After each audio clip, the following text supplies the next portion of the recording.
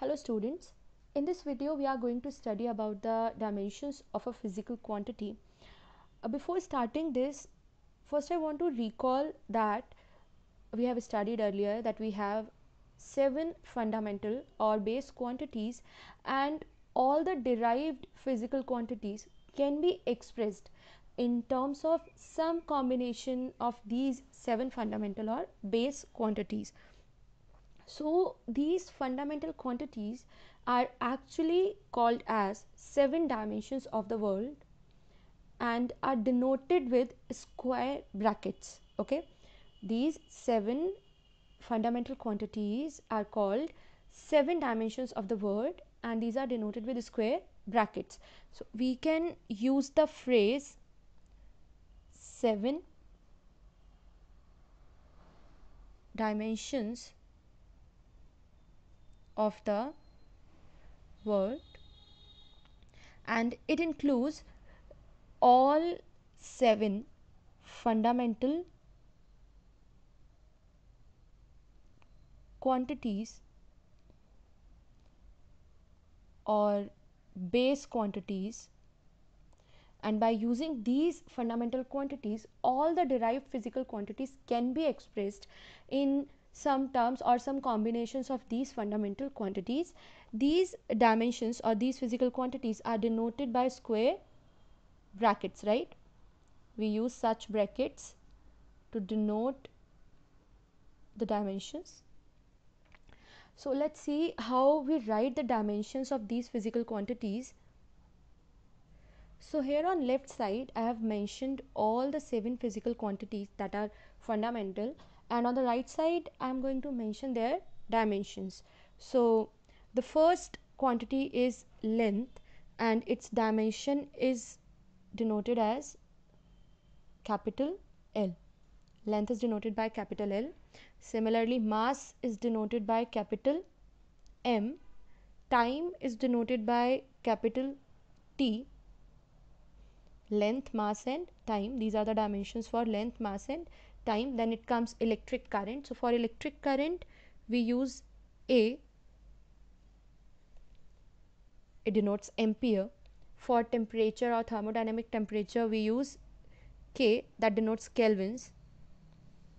And for luminous intensity it is same as its unit, candela, CD. And for amount of substance again it is same as its unit, that is mole, but it is written as MOL. So these are the dimensions of the fundamental physical quantities that we used to express all other derived quantities. So we can define the dimensions of a physical quantity as the powers or exponents to which the fundamental quantities must be raised to represent that derived quantity completely. How we can write the dimensions of a physical quantity, how we can define that? So the dimensions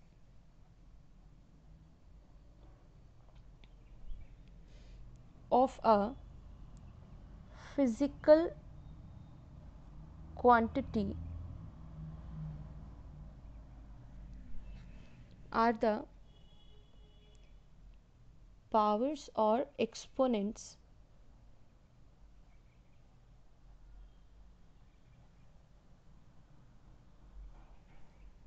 to which the fundamental quantity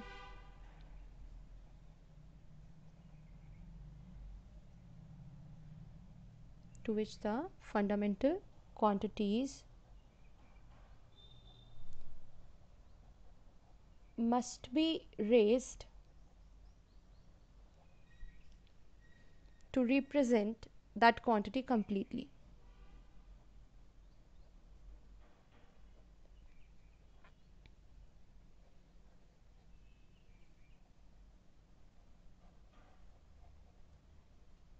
So this is the definition or explanation of dimensions of physical quantities.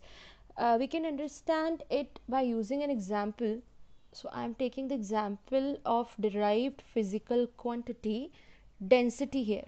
Okay, we all know about the density. We know its formula is density is equal to mass upon volume. So now to get the dimensions of density, we want to express its formula in terms of fundamental quantities. So mass is fundamental quantity itself, but volume is not a fundamental quantity.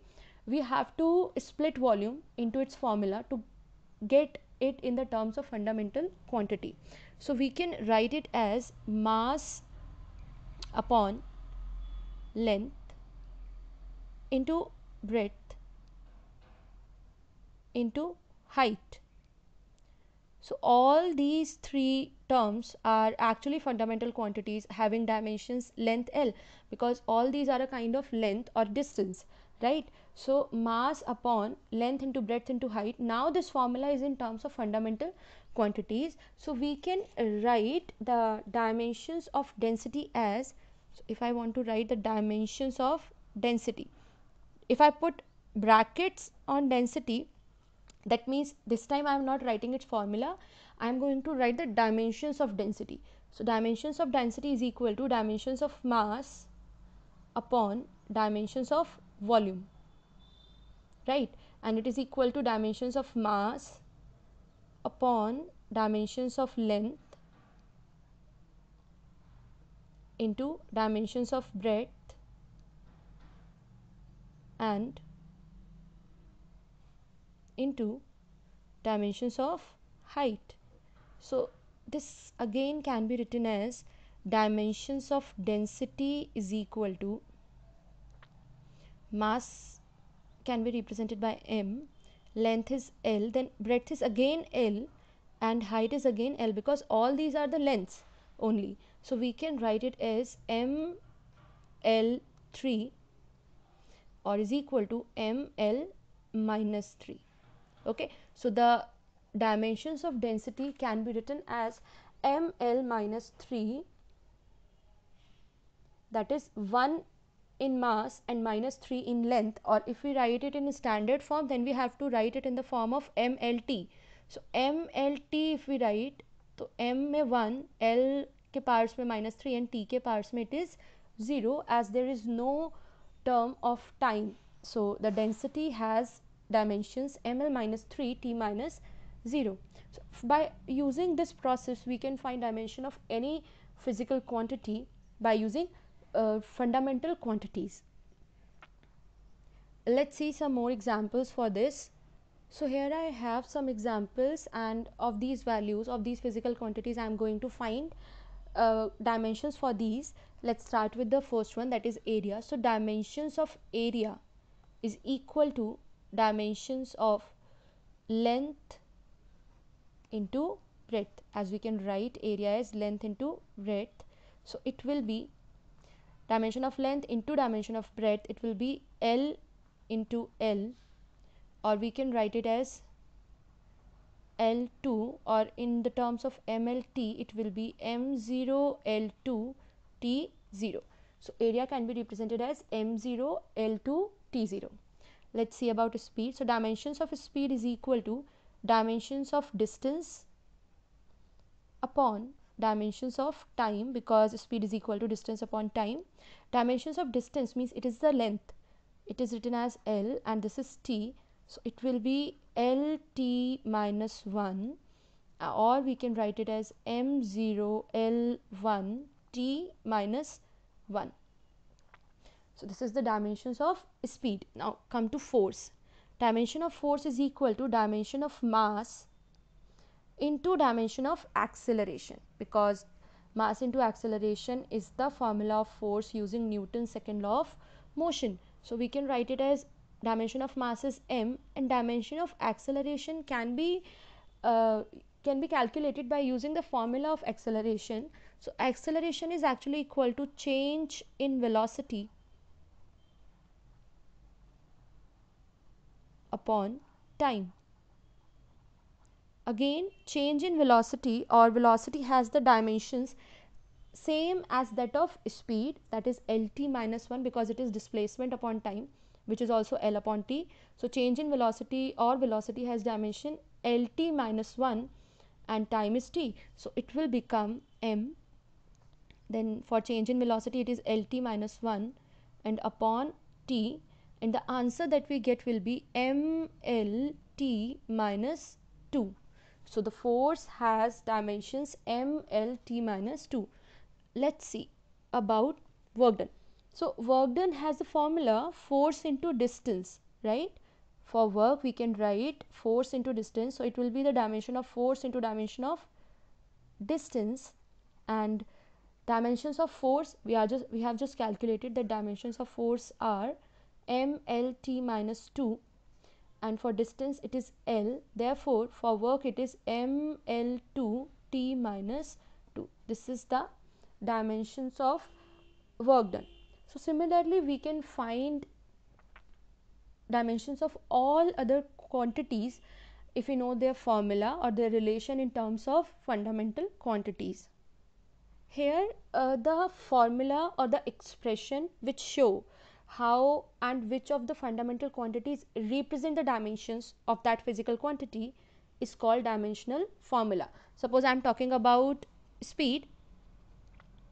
So I just found that dimensions of speed are m0, l1, t minus 1. So this expression that we find, it shows how and which of the fundamental quantities actually represent the dimensions of this physical quantities. Means कौन से quantities हैं जो speed के dimensions को represent करते हैं, कौन से physical quantities हैं और कितने powers में उसमें present हैं. So this formula which represent all these things is called dimensional formula. So in exams the question is like find the dimensional formula for speed. Similarly, find the dimensional formula for work. Then you have to find this dimensional formula which shows the expression that show how and which of the fundamental quantities represent the dimensions of a physical quantity, right? Similarly, the equation that we obtain by equating a physical quantity with its formula, with its dimensional formula, is called dimensional equation for that given physical quantities.